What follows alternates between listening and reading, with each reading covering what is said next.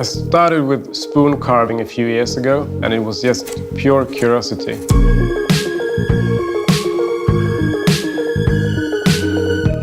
This is the most important room for me in this house. This is a room where I spend way too much time.